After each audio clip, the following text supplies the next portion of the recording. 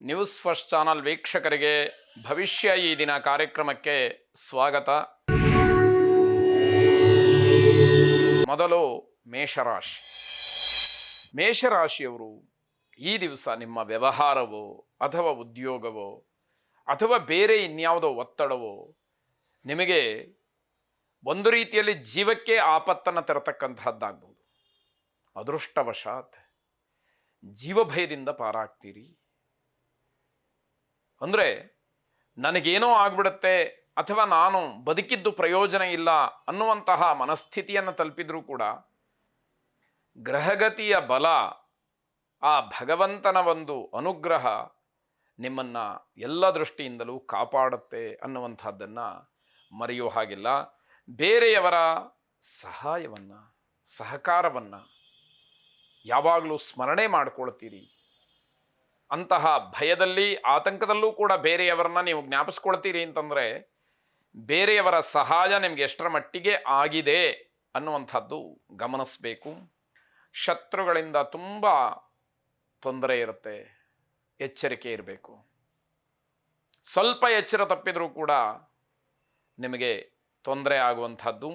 ಅನಗತ್ಯವಾದಂತಹ ವಿಚಾರಗಳಿಂದ ದೂರ ಇರಿ, ತುಂಬ ತಾಳ್ಮೆ ಇರಲಿ. ಇವತ್ತೊಂದು ದಿನದ ಮಟ್ಟಿಗೆ ಆದಷ್ಟು ಎಲ್ಲರಿಂದ ದೂರ ಉಳಿತಕ್ಕಂಥದ್ದು, ಏಕಾಂತದಲ್ಲಿರ್ತಕ್ಕಂಥದ್ದು ಬಹಳ ಒಳ್ಳೆಯದು ಅಂತ ಹೇಳಿ ಸಲಹೆ. ಉದ್ಯೋಗದಲ್ಲಿ ಅಥವಾ ಹೊರಗಿನ ವ್ಯವಹಾರದಲ್ಲಿ ಮೆಚ್ಚುಗೆ ಇರುತ್ತೆ, ಆದರೆ ಎಲ್ಲರೂ ಕೂಡ ಅದನ್ನು ಸಹಿಸಬೇಕಲ್ಲ ಅನ್ನೋದು ಪ್ರಶ್ನೆ. ಸುದರ್ಶನ ಮಹಾವಿಷ್ಣುವನ್ನು ಪ್ರಾರ್ಥನೆ ಮಾಡಿ ಎಲ್ಲ ರೀತಿಯ ಸಂಕಷ್ಟಗಳನ್ನು ದಾಟಿ ಮತ್ತೆ ಧೈರ್ಯವಾಗಿ ಎಲ್ಲವನ್ನು ಎದುರಿಸ್ತಕ್ಕಂತಹ ಶಕ್ತಿಯನ್ನು ಭಗವಂತ ಕೊಡಲಿ. ಶುಭವಾಗಲಿ. ವೃಷಭ ರಾಶಿ. ವೃತ್ತಿಯಲ್ಲಿ ಅಪಮಾನ ಅಥವಾ ಅವಹೇಳನ ಅಥವಾ ಬೇರೆಯವರು ಟೀಕೆ ಮಾಡ್ತಕ್ಕಂಥದ್ದು, ಅಪಹಾಸ್ಯ ಮಾಡುವಂಥದ್ದು, ವ್ಯಂಗ್ಯ ಮಾಡುವಂಥದ್ದು ಇವೆಲ್ಲವೂ ಕೂಡ ನಡೀಬಹುದು. ಆದರೆ ನಿಮಗೆ ನಿಮ್ಮದೇ ಆದಂತಹ ಒಂದು ಗತ್ತು, ಗಾಂಭೀರ್ಯ ಇರುತ್ತೆ.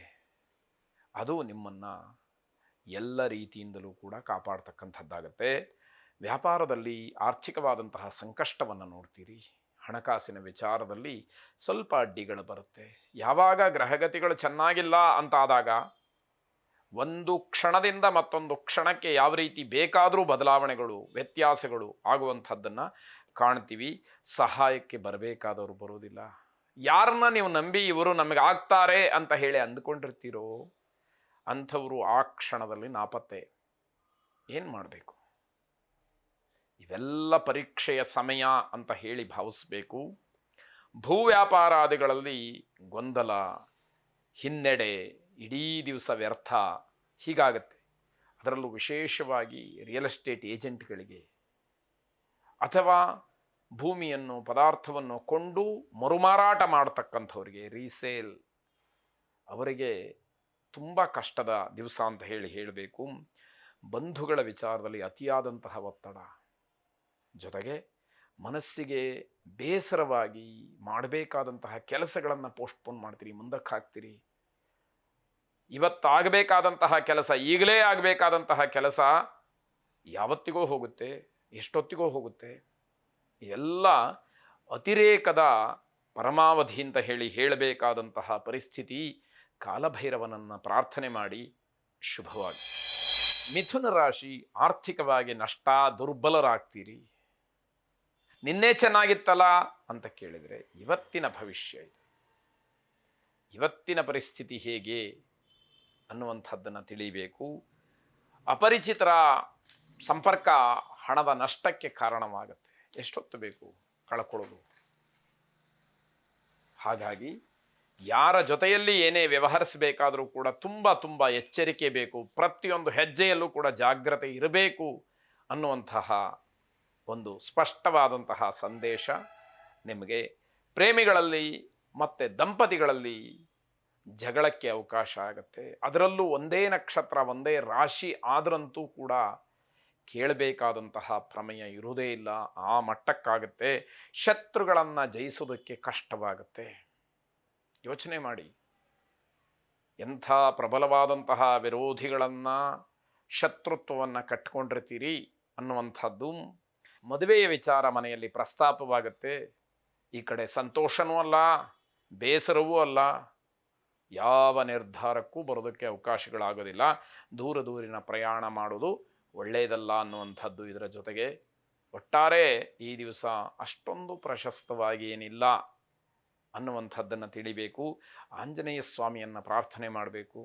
ಬುದ್ಧಿರ್ಬಲಂ ಯಶೋಧೈರ್ಯಂ ನಿರ್ಭಯತ್ವಮರೋಗತ ಅಜಾಡ್ಯಂ ವಾಕ್ಪಟುತ್ವಂಚ ಹನುಮಾತ್ ಸ್ಮರಣಾತ್ ಭವೇತ್. ಒಳ್ಳೆಯ ಬುದ್ಧಿ ಬರಬೇಕು, ನಮಗೆ ಶಕ್ತಿ ಬರಬೇಕು, ಯಶಸ್ಸನ್ನು ಕಾಣಬೇಕು, ಧೈರ್ಯ ಇರಬೇಕು. ಯಾವ ಕೆಲಸದಲ್ಲೂ ಕೂಡ ಭಯ ಅನ್ನುವಂಥದ್ದು ಇರಬಾರದು. ಆರೋಗ್ಯಪೂರ್ಣವಾಗಿ ನಾವಿರಬೇಕು. ಶರೀರದಲ್ಲಿ ಯಾವುದೇ ಕಾರಣಕ್ಕೂ ಸೋಮಾರಿತನ ಅಂತಕ್ಕಂಥದ್ದು ಇರಬಾರ್ದು. ಆಡುವಂತಹ ಮಾತಿನಿಂದ ಎಲ್ಲರನ್ನೂ ಆಕರ್ಷಣೆ ಮಾಡ್ತಕ್ಕಂತಹ ಶಕ್ತಿ ನಮ್ಮದಾಗಬೇಕು. ಇವೆಲ್ಲವೂ ಲಭ್ಯವಾಗಬೇಕು ಅಂತಂದರೆ ಆ ಶ್ರೀರಾಮನ ದೂತ, ಶ್ರೀರಾಮನ ಭಂಟ ಹನುಮಂತನನ್ನು ವಿಶೇಷವಾಗಿ ಪ್ರಾರ್ಥನೆ ಮಾಡಿ ಅವನ ಅನುಗ್ರಹ ನಿಮಗೆ ಆಗಲಿ. ಶುಭವಾಗಿ. ಕರ್ಕಾಟಕ ರಾಶಿ ಕಾರ್ಯನಿಮಿತ್ತವಾಗಿ ಕೆಲವು ಸಭೆಗಳಲ್ಲಿ ಅಥವಾ ಕೆಲವರ ಜೊತೆಯಲ್ಲಿ ಭಾಗಿಗಳಾಗಬೇಕಾಗತ್ತೆ. ಆದರೆ ನೀವು ಎಷ್ಟು ಸಮಾಧಾನಕರವಾಗಿ ಮೌನವಾಗಿರ್ತೀರೋ ಅಷ್ಟು ಬೆಲೆ ನಿಮಗೆ ಹೆಚ್ಚಾಗತ್ತೆ.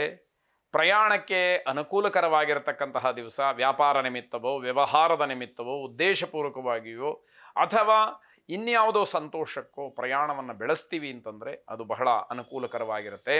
ನಿಮ್ಮ ಕೆಲವು ತೀರ್ಮಾನ ನಿಮಗೆ ಮಾರಕವಾಗುತ್ತೆ. ಹಾಗಾಗಿ ಪ್ರತಿಯೊಂದು ನಿರ್ಧಾರವನ್ನು ಮಾಡುವಾಗಲೂ ಕೂಡ ಸ್ವಲ್ಪ ಆಲೋಚನೆ ಮಾಡಿ ನಂತರ ಕೊನೆಯ ತೀರ್ಮಾನವಾಗಲಿ ಅನ್ನುವಂಥದ್ದು.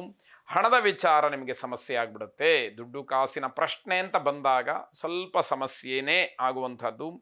ಕುಟುಂಬದವರ ಜೊತೆಯಲ್ಲಿ ಆನಂದದಾಯಕವಾದಂತಹ ಸಮಯವನ್ನು ಕಳೆಯೋದಕ್ಕೆ ಅವಕಾಶ ಇದೆ. ಅದು ಯೋಗ. ಅದನ್ನು ಸರಿಯಾದಂತಹ ರೀತಿಯಲ್ಲಿ ವಿನಿಯೋಗ ಮಾಡಿಕೊಳ್ಳಿ. ಪ್ರೇಮಿಗಳಲ್ಲಿ ಅನ್ಯೋನ್ಯತೆ ಹೆಚ್ಚಾಗುತ್ತೆ. ಪರಸ್ಪರವಾಗಿ ಒಬ್ಬರನ್ನೊಬ್ಬರು ಅರ್ಥ ಮಾಡಿಕೊಂಡು ಮುಂದಿನ ನಿರ್ಧಾರವನ್ನು ಮಾಡುವಷ್ಟರ ಮಟ್ಟಿಗೆ ನಿಮ್ಮ ಒಂದು ಪ್ರೀತಿ ಸ್ನೇಹ ಅನ್ನುವಂಥದ್ದು ಗಟ್ಟಿಯಾಗ್ತಾ ಹೋಗುತ್ತೆ. ಶ್ರೀರಾಮನನ್ನು ಪ್ರಾರ್ಥನೆ ಮಾಡಿ.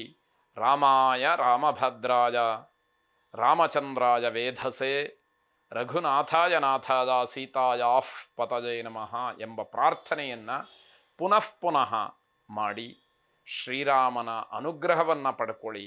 ಶುಭವಾಗಿ.